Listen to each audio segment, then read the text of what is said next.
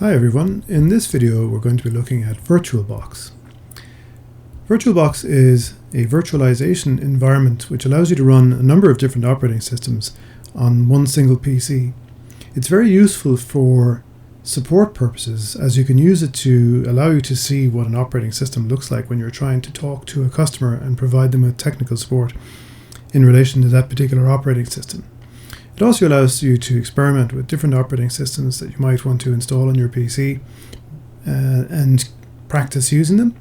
And it also allows you to run older operating systems that perhaps you're not able to install on a newer machine, such as Windows 3.1, for example.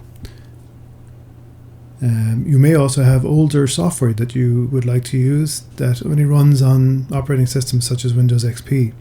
And this allows you to have that operating system running on your PC in a virtual environment so that you can then run your software. So we'll go to the download link here, and then this brings us to the downloads page. Now, Virtualbox is available for Linux, Macintosh, Solaris, but in our case we're interested in Windows. So we're going to click on the Windows hosts link there, and that's going to start downloading the installation file. And then while we're at it, we're also going to download the extension pack. The extension pack provides extra functionality such as support for USB devices and remote desktop. So we'll click that. Now the extension pack only takes a few seconds to download, and there we have it. The two files are now downloaded. So I'm going to click on the installation file, and this will start off the installation.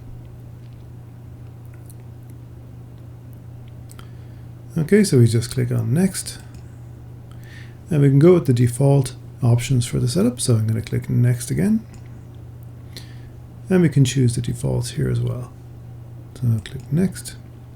Now it warns us here that it's going to disable our network interface just for a few moments because Virtualbox actually has its own virtual network interfaces, and in order to install those it has to change some of the network settings.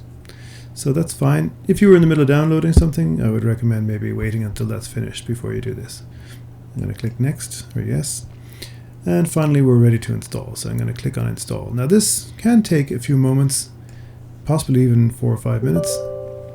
And here we have a warning just asking us, are you sure we want to install this? So that's fine, yes. So it's doing the install now. Doesn't take too long.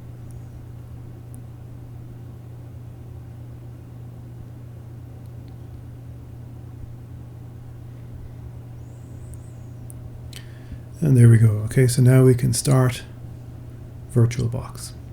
So click on finish. Now you may or may, if you haven't installed Virtualbox before, you'll also need to click on the extension pack down here.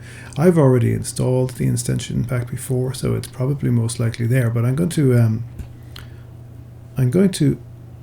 click on it again anyway, just in case.